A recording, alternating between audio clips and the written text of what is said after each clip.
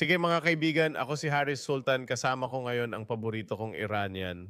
Tuwing gusto naming malaman ang nangyayari sa Iran, tinatawag namin si Amin Navabi. Si Amin Navabi ang nagtatag ng Atheist Republic, ang pinakamalaking ateistang plataporma sa mundo. Sa Facebook at pati na rin sa YouTube, TikTok at Instagram at kahit saan mo siya makita.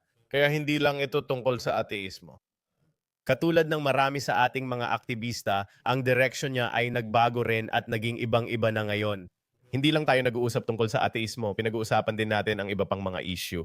Bisitahin niyo ang channel niya, Talino niya Amin. Nung nakaraan, nagkaroon tayo ng live stream na tungkol din sa Iran at sa mga nangyayari sa Iran. Sa tingin ko, Mayo or Hunyo, nagkaroon ng putukan sa pagitan ng Israel at Iran. Pagkatapos ay wala nang nangyari. Siyempre, hindi naman napatalsik ang rehimen kahit na marami sa atin ang na-excite. Pero naaalala ko sinabi mo sa amin na maghinay-hinay lang. Hindi mo talaga alam kung malalampasan nila ito or mapatalsik sila. Parang si Putin, hindi natin alam ang nangyayari sa Rusya. Ganyan talaga sa mga autokrasya. Pero kapag nangyari na, kapag bumagsak na ang rehimen, bigla na lang, lahat ay may saysay na. Ayokong ilagay ka sa alanganin at tanungin, oy, babagsak ba ang rehimen? Alam kong hindi natin alam ang sagot, pero ikwento mo sa akin kung ano ang nangyari. Bakit bigla tayong nagising na may daan-daang video clips kung hindi man libo-libo na ngayon? Daan-daang video ng libo-libong Iranian na nagpoprotesta laban sa rehimen kasama na ang mga taong dati ay sumusuporta sa rehimen? Nakalimutan ko pangalan, binanggit mo sila kahapon sa stream mo. Anong nangyayari sa Iran? Tama, kaya inaasahan natin ito. Hindi lang natin alam kailan, pero sigurado tayong mangyayari rin ito. Napag-uusapan na ito sa Persian at English channel natin. Sobrang daming galit at pagkadismaya laban sa rehimen para hindi ito mangyari. At maraming tao ang patuloy na nagtatanong, kailan ito mangyayari? Kailan ito mangyayari? Mangyayari ba talaga ito? At palagi naming, oo, mangyayari ito. Siguradong mangyayari ito, pero kung kailan eksakto itong mangyayari, walang nakakaalam. Sa totoo lang, may ilang tao na nagpredikta na may kinalaman ito sa presyo ng gasolina at nangyari nga ito dahil hindi ko alam kung kilala mo si Oban. Mga ilang taon na ang nakalipas, tatingin ko mga 6 na taon na ang nakaraan. Mga tao, naganap ba ang mga protesta dahil sa pagtaas ng presyo ng gasolina ilang araw matapos itong tumaas? Gayunpaman, kahit na ang mitya ay kadalasang pang-ekonomiya, pero ang pagpapatuloy at paglawak ng mga protesta ay hindi na tungkol sa ekonomiya. Lahat na, sa totoo lang. Mahalagang maintindihan ng mga tao kahit saan na ang mga taong ito ay hindi humihiling sa Islamic Republic na pagandahin ang kanilang kalagayan.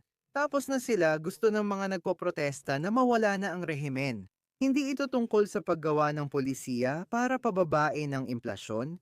Hindi ito tungkol sa paggawa ng polisiya para pababain ang presyo ng gasolina, ibalik ang kuryente, ibalik ang tubig. Hindi ito tungkol sa alinman doon. Ito ay tungkol sa tuluyang pagtatapos ng Islamic Republic. At napakahalaga nitong maintindihan. Dahil sinusubukan talaga ng rehimen na gumawa ng peking transition para mapalugod ang mga tao. Dahil hindi masisiyahan ang mga taong ito sa kahit ano, maliban sa isang ganap na pagbabago ng rehimen at hindi isang pekeng pagbabago ng rehimen na kailangan talaga nating pag-usapan. Dahil nandito tayo ngayon, nanganganib na magtagumpay ang rehimen sa isang pekeng pagbabago ng rehimen. Tama ba? Kaya mahalagang maintindihan na ang rehimen mismo ay wala talagang kakayahan para ayusin ang kahit ano, kahit pa gusto nila. May dalawang dapat tandaan. Una, ayaw ng rehimen ayusin ang mga bagay dahil di ito makakabuti sa kanila. At iyan, pwede nating talakayin ng mas detalyado kung bakit ayaw talagang ayusin ito ng rehimen. Kung gusto mong pag-usapan, marami akong masasabi. Gusto ko pang maintindihan kung ano ang hitsura ng Peking rehimen. Ano ang ibig mong sabihin? Kaya ito ang ideya ng Ikatlong Republika. At ito rin ang dahilan kung bakit maraming Iranian ang may alam dito. At dapat ding malaman ito ng mga dayuhan. Sige, iniiwasan natin ang Ikatlong Republika. Ang Unang Republika at Islamic Republic ay kay Khomeini. Ang Ikalawang Republika ba ay kay Khomeini? Kaya ang pagkaunawa ng maraming Iranian, na sang-ayon ako, ay sinusubukan ng Islamic Republic na mag-transition sa isang Islamic Republic na wala si Khamenei. Parang yun ang magiging kahalili niya kaya sasabihin nila na may reforma tayo. Rehimeng reforma ito na ngunit nananatiling Islamic ang pinakapundasyon nito. Parang nagpalit ka lang mula kay Kim Jong-un kay Kim Jong-il, totoo naman. Tama ba? Kaya ang pangatlo, ang mga katangian ng ikatlong republika ay magiging mas malaya at hindi gaanong Islamic. Pero hindi pa rin ito ang uri ng kalayaan na hinahanap natin. Hindi na magiging peke ang mga bagay-bagay. Kaya ito ang mga magkakaroon tayo sa ikatlong republika. Wala nang sapilitang hijab, magkakaroon na ng bentahan ng alak sa Iran, magkakaroon ng mga konsyerto, at makakapanood na tayo ng mga babaeng sumasayaw. Magkakaroon tayo ng maraming kalayaang panlipunan. Tama ba? Magkakaroon tayo ng mga pelikulang gagawin na may pahintulot ng gobyerno na may mga babaeng walang hijab doon. Sige, magkakaroon siguro tayo ng gobyerno na hindi gaanong magiging masama ang pakikitungo sa Israel at tiyak na hindi rin gaanong masama sa Amerika. Tama ba? Pero ito ang mga bagay na hindi magbabago. Magkakaroon pa rin tayo ng matinding kahirapan.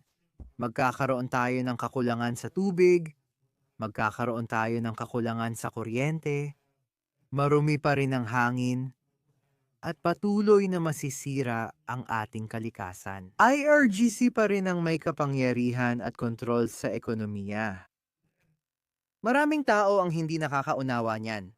Natalo na ng Islamic Republic ang laban tungkol sa Islam at natalo na rin sila sa maraming iba pang issue tungkol sa hijab. Islam. Wala na, talo na sila sa laban na yon. Hindi na nga nila na ipapatupad ang hijab?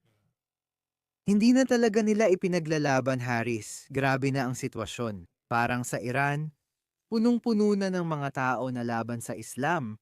Kaya naging normal na lang ang magsalita ng masama tungkol sa Islam. Sa ilang lugar sa Iran, mahigpit ng pinagbabawal ang pagtatanggol sa Islam. Parang humihingi ng paumanhin ng mga tao. Parang sila. Minsan humihingi pa sila ng permiso na tipong, "Uy, pro-Islam ako. Pwede ba akong magsalita dito?" Sinasabi mo bang ang Iran ang pinaka-Islamophobic na bansa ngayon? Ipinagmamalaki nila, sobrang ipinagmamalaki, oo.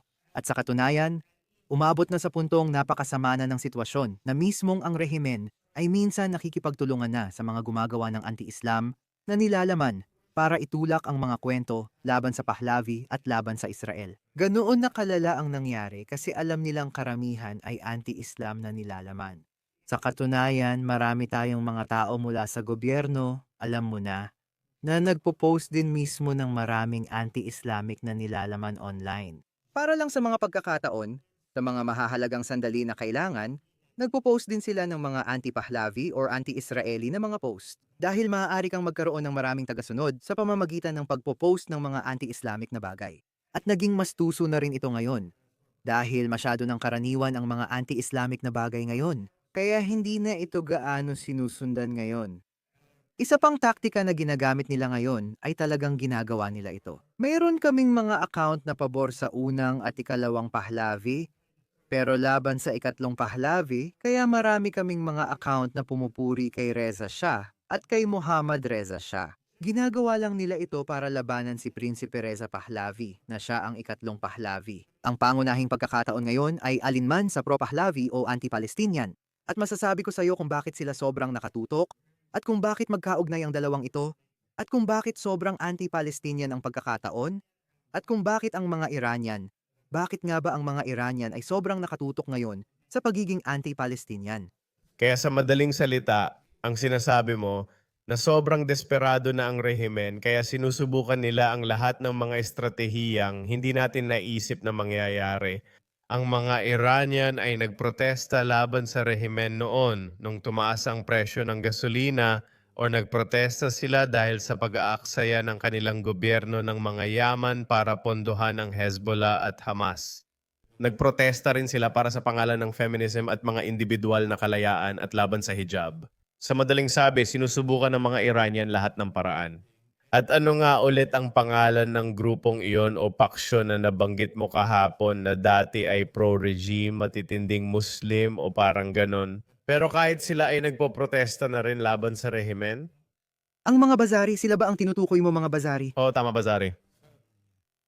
Kaya kung alam kong nasabi mo na dati iyon, parang humahampas ka ng palakol sa puno nang di alam kung alin ang magpapabagsak dito. Di ba? Kailangan ko pa ring itanong ito. Nakita na natin ang iba't ibang uri ng protesta. Sa bawat bagong serye ng mga protesta, lalong humihina ang rehimen. Kamene, nung huli tayong nag-usap, naririnig natin na siya ay matanda na, malapit ng mamatay, natatakot siya. Tandaan, nagtago siya sa bunker at di lumabas habang nagpapakawala ng misil ang Israel. At inakala natin noon na nako tapos na ito. Alam ko na hindi natin pwedeng sabihin, pero ano ang sinasabi ng utak mo? Parang ano bang nakikita natin? Ang huling hininga na ba ng rehimeng ito? Kaya si Kamini ay hindi na ang issue na ngayon. Okay, ang IRGC na ang issue. Sa totoo lang, ang pagkakaintindi ko at ng marami pang iba ay ginagamit ng rehimeng ito si Khamenei para isisi lahat ng nararanasan natin ngayon kay Khamenei. Para kapag nawala na siya, alinman sa namatay siya o pinatay siya ng Israel. Sa totoo lang, parang hinikayat pa ng rehimeng ito ang Israel na patayin si Khamenei. Na nakakainteresante, di ba? Kaya gusto nila na mangyari ito para masabi nilang lahat ng problema ay dahil kay Khamenei. Kaya tinanggal na namin siya. Ngayon ayos na ang lahat, di ba? Parang gusto talaga ng rehimeng ito. Parang gusto talaga ng rehimeng ito na atakihin sila ng Israel. Dahil kaya ba ng rehimen na tiisin ang kanyang paninindigan laban sa Israel kung ganon? Kung ganon, posible bang lumambot ang paninindigan nila sa Israel kapag wala na si Khamenei? Para lang sa ikaliligtas nila, hindi dahil sa kabutihan ng kanilang puso. Pwede naman, pero tama kami mga Iranian. Kasi, alam mo, Gusto mo silang paalisin? kaya nandito si Samantha, isa sa tagahanga natin sa Atheist Republic. Binanggit niya, halimbawa tungkol sa mga Hudyo at kay Hitler, tama? Kaya kung hindi naging problema si Hitler para sa, Europa at iba pang kanluraning kapangyarihan, malamang na mas magdurusa pa ang mga Hudyo. Kung ganoon, hindi magkaisa ang mundo laban kay Hitler at baka nagpatuloy lang siya sa paglipol ng mga Hudyo, tama?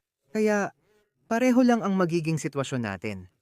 Parang kung ang Islamic Republic ay tumigil na maging bansa na, alam mo na, nanggugulo sa Israel o sa interes ng kanluran, mas tatagal sila. Tayo mga Iranian ang dapat humarap dyan, tama? Kaya ito ang talagang kinatatakutan namin. Pero at makakalimutan ka rin kasi mawawala na rin ang interes ng mundo at hindi na nila ito papansinin. Hindi, oo, kahit ano. Hayaan mong sabihin ko sa iyo ang isang bagay, okay? At siguro maraming tao ang ayaw marinig ito, pero mas marami pang kailangan. Ibig kong sabihin, napakagaling nito at sa totoo lang, mas mabilis dumami ang tao ngayon kaysa sa mga naunang protesta. Tama? Gayunpaman, posible na mas lumaki pa ito sa susunod na mga oras, tama ba? Pero posible rin na humupa ito at kailangan nating maghintay para sa susunod na bugso. Ang mahalaga ay gawin lang natin ang alam natin. Yung kailangan lang nating ipagpatuloy. Ang mga susunod na bugso, kahit humupa, ay darating pa rin. Kasi nga, hindi natin alam kung aling bugso ang magpapabagsak sa rehimen. Pero kailangan nating ibigay ang lahat ng makakaya natin. Parang wala na tayong ibang pagpipilian. Kaya hindi natin mahuhulaan kung alin sa mga bugso na ito ang magpapabagsak sa rehimen. Alam lang natin na wala na tayong ibang alternatibo. Bukod sa patuloy na pagsubok, hindi tunay na namumuhay ang mga mamamayang Iranian. Hindi tunay na pamumuhay ang dinaranas ng mga mamamayang Iranian sa Iran. Ito ay ibig kong sabihin, kung titingnan ko ang mga video na palaging lumalabas mula sa Iran, talagang nakakalungkot, talagang kakilakilabot ito at sobrang sama. Kahit ang ilang mga Iranian ay hindi alam kung gaano kasama ang nararanasan ng ibang mga Iranian. Dahil ang ilang mga Iranian ay nabubuhay sa sarili nilang mundo. Pero ganoon na naman. Hindi ko na iisa-isahin ang mga video ko maliban na lang kung gusto mo. Pero grabe ang sitwasyon habang nasa kapangyarihan ng IRGC. Kahit makuha natin ang ilang panlipunang kalayaan, gaya ng pagsasayaw o pagpunta sa konsyerto, para lang yon sa mayayaman. Ang natitirang mga tao sa Iran ay kailangang harapin ang matinding kahirapan. At ang natitirang mga Iranian ay kailangang masaksihan na unti-unting nasisira ang lahat ng kanilang likas na yaman, lahat ng kanilang kapaligiran. At lalong dadalas ang pagkawala ng kuryente, lalong dadalas ang pagkawala ng tubig, mas lalo pang mauubos ang laman ng mga refrigerator ng mga tao, hindi nakakayanin ng mga tao na magbayad para sa kanilang pangangalagang pangkalusugan. Mawawala ng pag-asa ang mga tao para sa hinaharap. Kaya nga, kung mapapansin mo, nakikita mo ang mga taong ito. Pero desperado na sila dahil hindi na pwedeng lumala ang sitwasyon. Ibig kong sabihin, sa totoo lang, isang bagay, kailangan maintindihan ng mga tao yon. Iba ang isang bansa na mahirap, Iba rin ang isang bansa na nakaranas ng mas mataas na antas ng pamumuhay, tapos biglang nawala yon. Nagdadala yon ng antas ng desperasyon na hindi mo makikita sa mas mahirap na bansa. Kagaya ng mga tao sa isang mahirap na bansa na laging mahirap, hindi nila nararanasan ng ganitong kalaking pagkadismaya kumpara sa isang bansa na nakaranas ng mas mataas na antas ng pamumuhay. At pagkatapos ay nawawala ito. Sinasabi ni Cristo Visegrad, kinuha na ng mga nagpoprotesta laban sa rehimen ang buong kontrol sa mga kalsada sa lungsod ng Pulat Sahar sa lalawigan ng Isfahan. Mayroon bang pagmamalabis? Kailangan ba nating mag-ingat o maging maingat? Kailangan nating mag-ingat dahil naranasan na natin ito dati. Ayokong mawala ng pag-asa ang mga tao. Pero ayokong magpakalat sila ng maling pag-asa. Maaaring isa lang ito sa mga alon na kailangan nating daanan. At kailangang mas mataas pa ang mga numero kaysa sa nakikita natin ngayon. At baka hindi ba kasing laki ito ng halos masaamin o yung mga nung 2008? Hindi ba kasing laki nun? Ang bilis ng paglago ng rate ng paglago, parang mula araw 1 hanggang araw 2, nakita natin ang dami ng tao na kadalasan ay mas matagal bago mangyari. Kaya yun ang maganda tungkol doon. Pero para sa rehimen, ganito kasi, hindi armado ang mga taong ito, samantalang ang rehimen ay sobrang armado. Kaya kahit tumaas pa ng 10 beses ang bilang nila, mahirap pa ring makita kung ano ang magagawa nila laban sa rehimen para mapabagsak ito. At ito ang dahilan kung bakit ang focus ni Prinsipe Rosa Pahlavi ay gamitin ang presensya ng mga tao sa kalsada para mahikayat ang mga miyembro ng armadong puwersa mula sa rehimen na sumama sa mga tao. Ito ang dahilan kaya naiintindihan ito ni Prinsipe Rosa Pali at magdadala sa atin sa tagumpay. Ang presensya ng mga tao sa kalsada ay hindi direktang magreresulta sa pagbagsak ng rehimen. Dahil ano ang magagawa mo? Kahit marami kayo, ano ang magagawa ninyo laban sa isang armadong rehimen? Ngunit kung ito ay Sa tirahan ni kami ni, hindi ang ibig kong sabihin, hindi siya makaluma. Dati, kapag may revolution, bigla na lang nilang sinasalakay ang kapangyarihan. Hindi siya ganun, nagtatago siya mula sa Israel. nasa lungga pa rin siya. Oh, totoo. May magandang balita tungkol dito, may magandang balita, sige. Ang magandang balita ay mukhang mas kaunti, mas hindi organisado ang tamang pulis kaysa dati. At mas ayaw nilang makisali dahil lahat ng mga komandante nila ay nagtatago. Dahil mula noong 12 araw na digmaan ang mga pangunahing tao sa loob ng Islamikong Republika, hindi nila ginagamit ang telepono at hindi nagkikita. Kaya mahirap talaga para sa kanila ngayon. Pwede ring umatake ang Israel anumang oras dahil si Netanyahu ay nasa Washington, District of Columbia na nakipagkita kay Trump. At binigyan siya ni Trump ng pahintulot na umatake. Kaya malaking balita yon. Nung nakaraan, pinigilan niya si Netanyahu na ituloy iyon. Nangyari ito dahil sa mga file ni Epstein. Si Trump ay unti-unting lumalayo sa mga isolationist at lumalapit sa mga neocon. Kaya ngayon, mas bukas na siya sa mga ito. Bakit kaya naging dahilan ng iskandalong yon para hindi na siya maging isolationist? Dahil ang mga anti-Israeli na isolationist ang patuloy na gumagamit ng Epstein files laban kay Trump. Kaya naiinis si Trump sa kanila at parang iniiwan na niya sila at lumalapit na siya sa neocon na panig ng conservative movement. Hindi ba't ang mga anti-Ukrainian ay mga isolationist din? Ibig bang sabihin nito ay maaring may magandang balita para sa Ukraine? O baka nga ganun. Siguro yun ang dahilan. Mas magiliw na ang huling pagkikita niya kay Zelensky kaysa dati. Oh, pero ito ang dahilan kung bakit siya pupunta at inaatake ang Venezuela.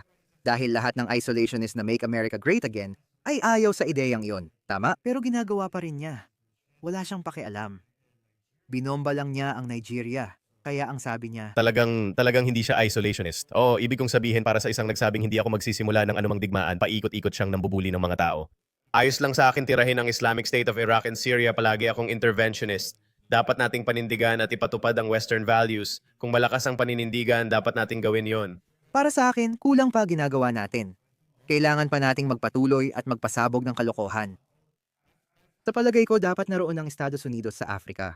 Magiging malaking pinagmumulan ng sakit ng ulo ang Afrika para sa kanluraning mundo. Tulad ng Islamic State of Iraq and Syria at Al-Qaeda, dumarami rin ang grupong Islam sa Afrika. Kaya sa tingin ko, dapat naroon ang Estados Unidos ngayon at pasabugin silang lahat. Hindi natin kailangang magpadala ng sundalo doon. Hindi natin kailangang magpadala ng sundalo doon. Pindutin lang ang isang button, boom, pasabugin sila. Oo. Ibig mong sabihin, pwedeng makialam ang Israel at pwede nilang targetin ang pinakamataas na pamunuan ng IRGC. Kaya sila nagtatago sa lungga, parang nung huling labanan na nagtatago rin sila sa mga lungga. Natatakot sila kaya hindi lumalabas. May ilang video rin akong nakita pero di ko sigurado kung IRGC guard sila or iba pa. Nagpaputok sila ng totoong bala sa mga nagpoprotesta. Pero sinasabi ko lang ito base sa naranasan namin noong unang at ikalawang araw. Maaaring magbago ito dahil ngayon ay nagpapaputok at gumagamit na sila ng totoong bala. Kaya ito ay bagong paglala na ngayon lang namin nasaksihan. Oo nga pala, magsusulat ako pagkatapos ng stream. Makikipag-usap ako sa mga kaibigan ko mula sa Iran at pagkatapos nun, siguro sa loob ng ilang oras, kapag nagising na ang mga tao sa Iran. Magla-livestream muna ako sa Persian channel, tapos sa English. Pero gusto ko lang sabihin, ito ang kinababahala ko. Gusto ko nang mabilis mong komento tungkol dito. Sino ba ang taong ito? Napanood ko ang video na ito so umupo lang ang taong ito sa harap ng hanay ng mga gwardiya. Sa tingin ko hinahangaan mo talaga ang tapang nila. Hindi ko siguro kaya gawin yon pero hindi rin naman tayo nasa ganong sitwasyon. Sino ba ang taong ito? May alam ba tayo tungkol sa kanya? Kaya nalaman natin na isa siya sa kanila. At sa totoo lang, sinusubukan niyang pigilan sila. Kahit na isa siya sa kanila, isa rin siya sa mga puwersa ng rehimen mismo. Kaya ito ay talagang nakakaengganyo. Dahil isa siya sa kanila pero tumalikod siya laban sa kanila. Dahil ipinakita ko ang isang video, pagkatapos noon nakita niya na nagsimula na siya, sinimulan na siyang bugbugin pagkatapos. Tama? Kaya may video kami. Paglapit ng isa sa mga tao mula sa motorsiklo, sinimulan siyang bugbugin. Pero siya, mukhang tumalikod na siya laban sa mga tao, sa rehimen. Kahit na siya ay ganito, Hindi natin alam ang nangyari sa kanya. Nawala siya, malamang pinatay. Sana hindi ganyan ang mangyari kay kuya. Talagang nakakabigla yan. Ang dami talagang nangyayari sa mundo. Oh, sige, may sasabihin ka pa ba? ganito kasi ang concern, di ba? Nag-aalala kami na kung mamatay sila, parang ang rehimeng ito ay mukhang ganoon nga. Okay. Kaya natatakot ang rehimeng ito sa Israel. Natatakot din ang rehimeng ito sa makabayang revolusyon na nangyayari ngayon sa Iran. Siguro gusto nilang sariling bersyon ng revolusyon na wala si Prinsesa Apalavi para magmukhang dumaan tayo sa revolusyon. Hindi lang sila takot sa revolusyon, yun lang talaga ang kinatatakutan nila. Pero sa pamumuno ni Prinsipe Reza Pahlavi, ito talaga ang kinatatakutan nila. Mas kinatatakutan nila ang revolusyon ni Prinsesa Apalavi kaysa sa pag-atake ng Israel. Ito rin ang sabi ni Netanyahu, dahil kahit gaano kalupit ang pag-atake ng Israel, hindi naman mapapatalsik ang rehimen. Tama ba? Hindi mo kayang pabagsakin ang rehimen mula sa ere. Pwede mo lang itong pahinain, pero hindi tuluyang pabagsakin. Kailangan mo ng mga sundalo sa lupa at hindi kayang magpadala ng Israel ng mga sundalo sa lupa sa Iran. At wala ring ibang bansa na handang gawin iyon. Kaya kailangan ng mga Iranian ng Israel at kailangan din ng Israel ang mga Iranian. Pero sa huli, ang huling pagtulak ay kailangang gawin ng mismong mga mamamayang Iranian. Hindi magagawa ng Israel yon para sa mga Iranian, tama? Pero paano mo sasagutin ang puntong yan? Nung nakaraan, nung binobomba ng Israel ng mga missile ang Iran at maraming tao sa Iran, mga taong galit sa rehimen, nagkaroon ng argumento. Hindi ako sigurado kung totoo ang sinasabi nilang magbubuklod ito sa kanila at hindi raw talaga nakakatulong sa layunin. Paano kayo nagkakaroon ng mga survey? Mas sinisisi ng mga Iranian ang Islamic Republic kaysa sa Israel sa 12 araw na digmaan. May mga numero kami para dyan. Ibig mong sabihin tatanggapin nila kung aatakihin ng Israel ang Islamic regime? Para sa rehimen. Siyempre, ang mga tao, alam kong may mga elemento sa rehimen na gustong patalsikin si Khamenei. Pero kumusta naman ang mga mamamayang Iranian? Papayag ba sila sa ganitong pag-atake? Kaya ayon sa survey, hindi pare-pareho mag-isip ang mga tao sa Iran. Tama? Iba-iba ang pananaw namin. Pero mukhang mas marami ang mga taong tatanggap dito kaysa sa mga tutol. Tama? Kaya meron kaming ganoon. Pwede kong ilabas ang mga numero kung gusto mo. Nakakatuwa lang para sa akin kasi may nangyaring katulad niyan sa Pakistan kung saan maraming tao ang pro-Imran Khan at talagang laban sila sa militar ng Pakistan. Pero nung nagsimula na yung 6 or 7 araw na digmaan laban sa India, nagsama-sama silang lahat at nakalimutan ang kanilang mga pagkakaiba at nagkaisa sila laban sa India, isang banyagang kalaban. Para magkaroon ka ng ganong epekto. Ganon din sa kabilang banda. Ang pag-ataking iyon ang pinakamasamang nangyari sa Pakistan dahil sa authoritarian na militar sa pamumuno ni General Asim Muni, bagong hepe ng hukbong sandatahan. Bigla siyang sumikat at nagkaroon ng lehitimasyon, binigyan pa niya ang sarili ng bagong ranggo tulad ng Field Marshal, kaya naging bayani siya. Ngayon, kasundo na si Trump habang ang tunay na demokratikong puwersa, si Imran Khan, ay nakalimutan na.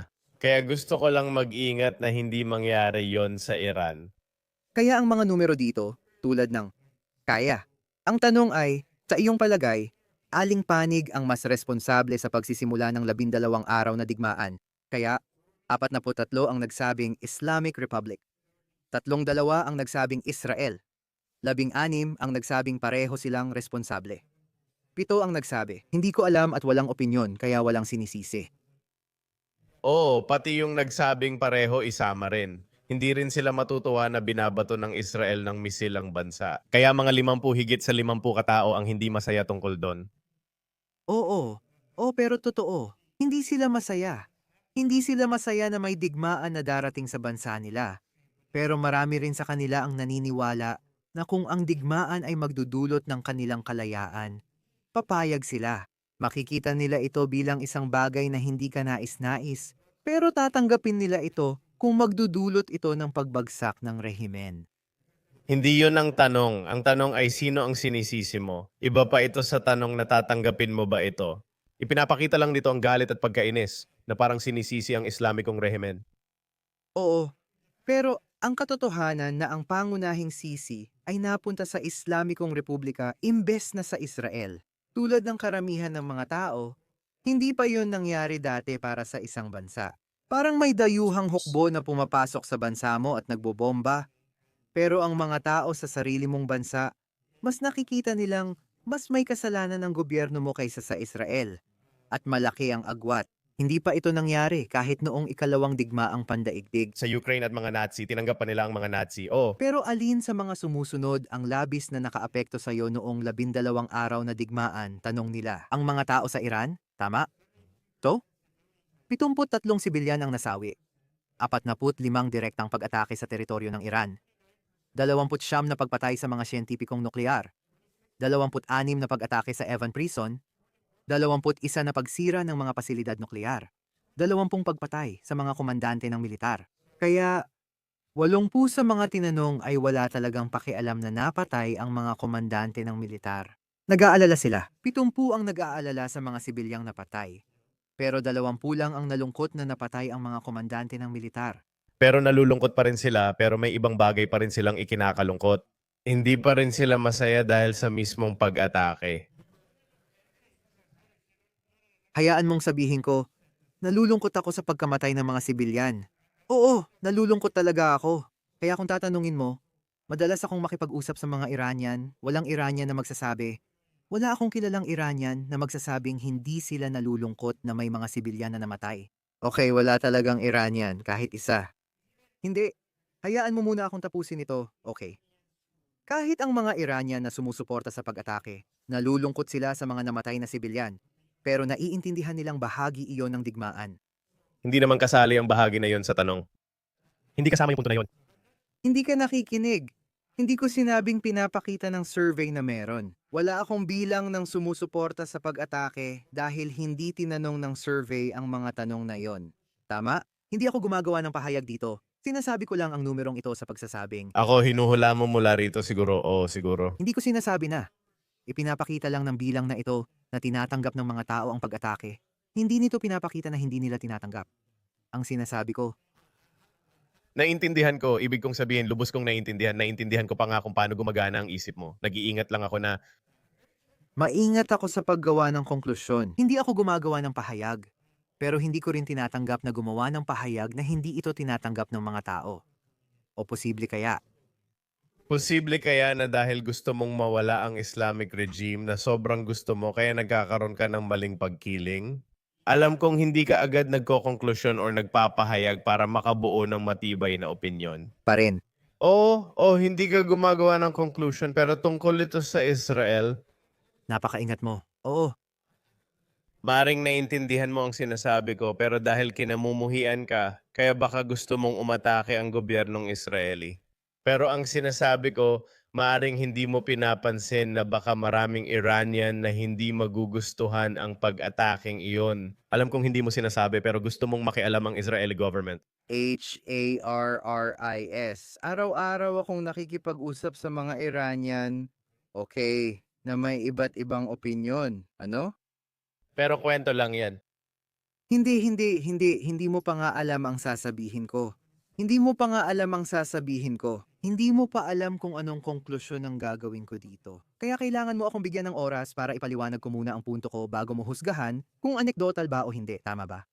Halimbawa, pwede mong sabihing anekdotal ito. Hindi ko naman sinasabing ito ang mga porsyento. Hindi yun ang sasabihin o kukonsiderahin kong konklusyon. Sinasabi ko na nakakausap ko ang mga Iranian araw-araw. Kaya alam ko na maraming iba't ibang opinyon. Kaya ako, kung may opinyon ako, hindi ko ito ipipilit na parang opinyon ng nakararami kung wala akong datos. Tama ba? Ipinapakita ng datos ko kung ano lang ang nilalaman ng datos. At kung hindi nito ipinapakita ang isang bagay na maaaring iniisip mong ipinapakita nito, sasabihin ko, hindi naman yun ang ipinapakita at hindi natin alam. At dahil nakikipag-usap ako sa mga Iranian na may iba't ibang pananaw, maingat ako na huwag ipakita na ang pananaw ko ang pananaw ng nakararami maliban na lang kung may datos ako para dito. Kaya ko naman. Alam ko ang mga argumento, pero di ko alam ilang porsyento ang nire-representa nila kasi kwento lang ito. Pero pamilyar ako sa mga opinyon ng mga Iranian na salungat sa opinyon ko at sa lohika. Yung mga argumento nila dito. Hindi natin masasabi ng tiyak na intindihan ko.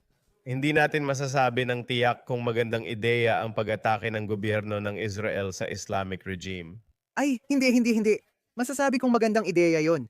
Pero hindi natin masasabi kung ilang porsyento ng mga Iranian ang sasang-ayon sa akin. Yun ang nangyayari, kaya pwede mong sabihin na magandang ideya yon. Hindi pwedeng magandang ideya yon. Hindi sasabihin ko sa iyo kung bakit hindi natin pwedeng sabihin yon. Oo, alam kong alam mo pero may kabaligtaran din ang dahilan. Na parang baka magalit ang mga taong wala naman tayong matibay na ebidensya laban sa kanila. Hindi nila gagawin yon. Heto ang alam ko. Heto ang alam ko.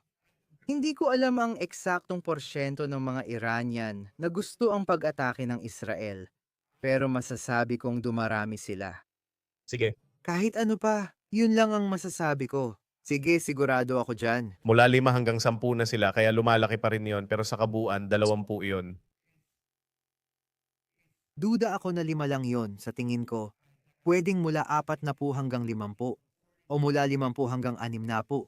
Hindi iyon 5. May alam akong ibang survey na nagpapakita nito. Hahanapin ko yon para sa'yo sa susunod nating usapan. Pero malaki ang suporta para sa Israel. Sa Iran, mas mataas pa ito. Higit na higit pa sa 5. Sa tingin ko, karamihan na ngayon. Sige, magpatuloy tayo. Sa tingin ko yung 12 paano kung ako ulit. Wala akong ebidensya para dito ngayon. Pero sa tingin ko yung 12 araw na digmaan ang nagtulak para maging karamihan ito. Sa tingin ko, kung ito ay hula base sa lahat ng napapansin ko para dito, wala akong anumang estadistikal na datos. Ang alam kong sigurado ay dumarami ang mga tao sa Iran na sumusuporta sa Israel. Pero ang hindi ko alam ng sigurado, pero handa akong tumaya dito, ay na ang 12 araw na digmaan ay nag-ambag sa mas mataas na bilang ng mga taong sumusuporta sa Israel. Sige, patas lang. Sige, kaya sumang-ayon tayo dyan at sana tama ka. And ang Israel ay nagbibigay ng kaunting tulong sa mga tao ng Iran. Maaring magdulot ito ng pagtalikod sa loob ng IRGC. Kaya sinasabi mo na marahil iyon lang ang tanging paraan para mapabagsak ang rehimen dahil ang mga tao ay walang armas, hindi nila kayang gawin ang lahat at hindi nila kayang pabagsakin ang rehimen. Sa totoo lang dito, hayaan mong maging mas makatotohanan ako. Nag-aalala talaga ako kung baka mas makasama pa kaysa makabuti ang pag-atake ng Israel. Kung Hindi dahil sa ibang dahilan o magiging kontra Israel ang mga tao, kundi maaaring mas maraming tumalikod sa Israel kung sa susunod na pag-atake ay target ang mga infrastruktura. Marami akong kilalang mga Iranian na alam ko na magsasabi na kahit ganoon ay hindi pa rin sila tatalikod sa Israel dahil naiintindihan nila na ang Israel ay sinusubukan lang mabuhay. Kaibigan ko lang sila kaya di ako sigurado.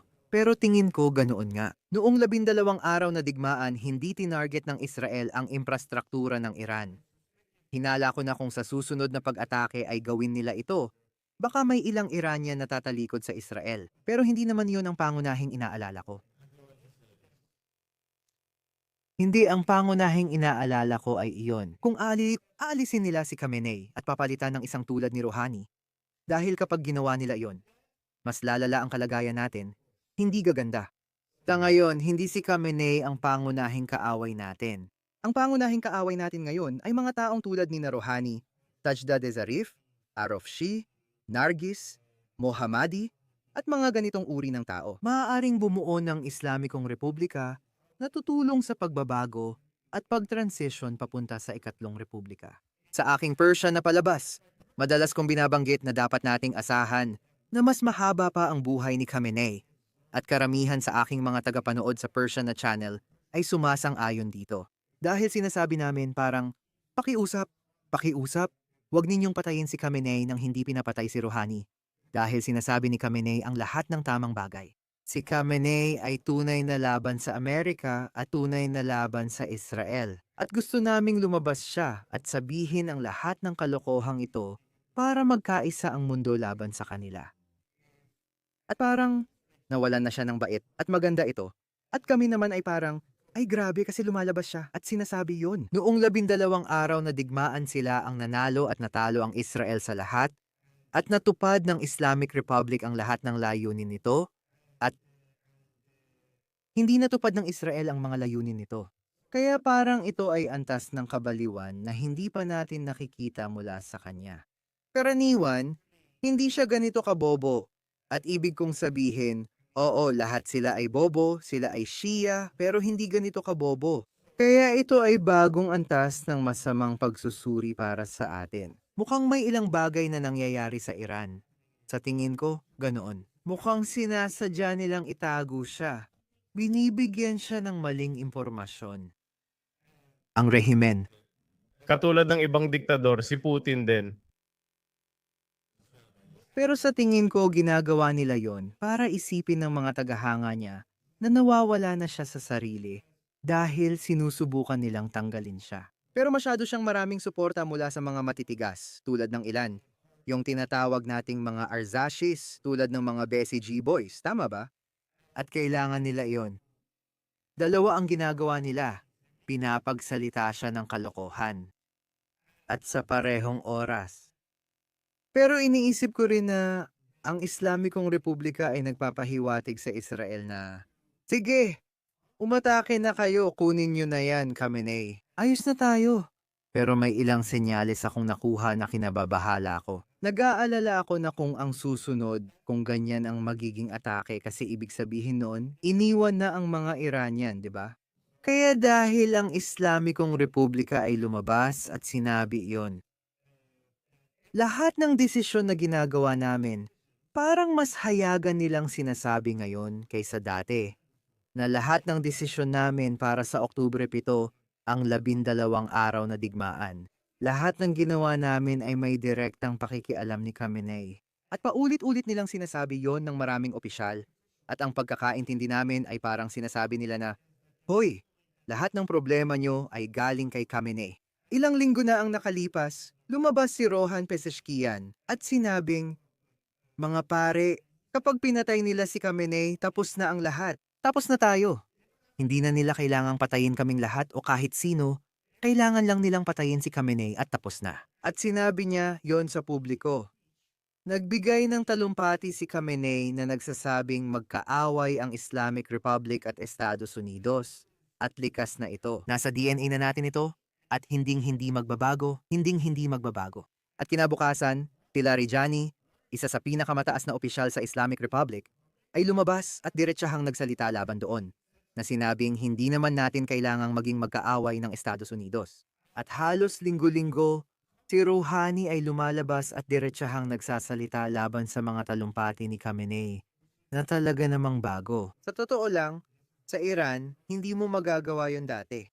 Parang ipinapahiwatig nila sa kanluran na hindi nila kailangang maging kaaway. Lahat ng desisyon ay ginagawa ng taong ito. Siya ang may gawa. Patayin niyo siya at pwede na tayong maging magkaibigan. Yan ang senyales na pinapadala nila sa Israel at kanluran. At hindi talaga natin alam yan. Sige, sana'y swertehin ng mga tao sa Iran. Matibay ang paniniwala ko sa mga sinasabi mo sa amin sa matagal ng panahon dahil pinahahalagahan ko ang opinyon mo na mababagsak ang rehimeng ito. Panahon na lang ang magtatakda kung kailan ito mangyayari. Nalaman na ng mga mamamayang Iranian na ang pagsuporta kay Prinsipe Rosa Pahlavi ay nangangahulugan na anumang bagay na nakakasira sa Iran ay kusang matatanggal. May isang tanyag na sigaw sa mga Iranian. Magbarsefa mula Kapulmuja. Ibig sabihin nito ay kamatayan sa tatlong katiwalian. Ang mga mula, ang mga kaliwa, at ang MB kakanan. At lahat ng tatlong grupong ito ay sinusubukang palitan ang Islamic Republic. Pinananatili ng mga Iranian na malayo ang lahat ng tao bilang suporta kay Prinsipe Rosa Pahlavi. Lahat ng mga bagay na lumikha at sumira sa Iran. Pero hindi lang ito totoo para sa mga Iranian, totoo rin ito para sa Israel. Naniniwala si Prinsipe Rosa Pahlavi sa sekular na demokrasya. Nais niyang magkaroon ng magandang relasyon sa Israel at Estados Unidos. Laging nakikipagtrabaho ang kanyang grupo sa mga opisyal sa Israel at mas mahal at sinusuportahan siya ng mga Iranian kaysa iba. Ito, sa totoo lang, ay nagpapakita kung gaano kagusto ng mga Iranian na magkaroon ng magandang relasyon sa Israel dahil sinusuportahan nila ang isang tao na nais ng magandang relasyon sa Israel. Walang sino man sa Iran kahit sino. Anumang alternatibo kay Prinsipe Reza Pahlavi maaaring laban sa Islamic Republic pero magiging kontra rin sa Israel at sa kanluran.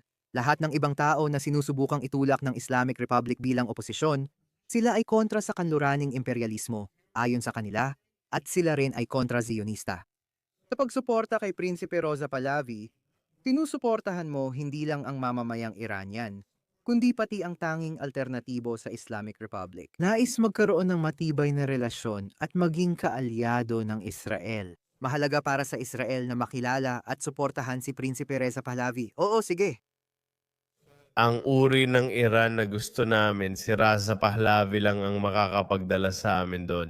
Or may iba pang mga faction, maaring laban sila sa rehimen pero may sarili silang agenda. Maaring galit pa rin sila sa kanluran, maaring galit pa rin sila sa Israel at magkakaroon pa rin tayo ng hindi matatag na Iran o yung Iran na hindi talaga natin gusto.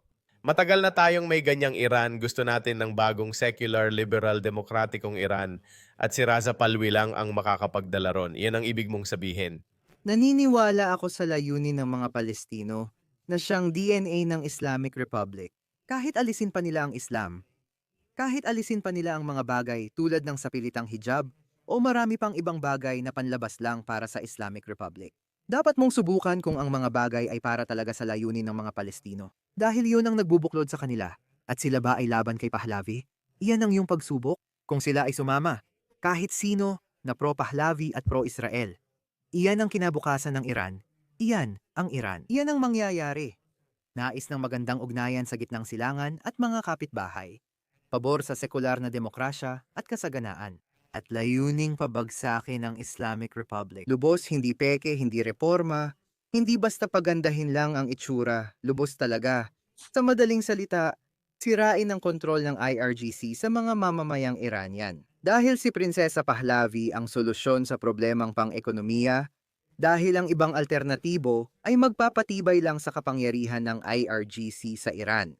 At ibig sabihin nito na hindi tayo magkakaroon ng malakas na pribadong sektor at hindi talaga tayo magkakaroon. Maaaring magkaroon tayo ng mga kalayaang panlipunan, pero hindi tayo magkakaroon ng mga kalayaang pampolitika. Ibig sabihin, karamihan ng problema, kahirapan at pagkakahiwalay ay mananatili. Tanging sa ganap na pagtanggal ng kapangyarihan ng IRGC lang uunlad ang Iran. At mangyayari lang yon kung may alternatibo na may ideolohiya na hindi para sa Palestine, kundi para sa Iran. Na siya namang si Prinsipe Rosa Pahlavi. Sige. Sa puntong yan, tapusin na natin to. At gaya ng sinabi ko, makikita nyo pa ang iba pang tungkol kay Innabi sa kanyang channel, Atheist Republic, at mapapanood nyo rin ang mas mahabang version ng diskusyong ito sa Atheist Republic, kung saan umabot ng halos 1 oras ang stream. Kaya hanggang sa muli, paalam mula sa aming dalawa.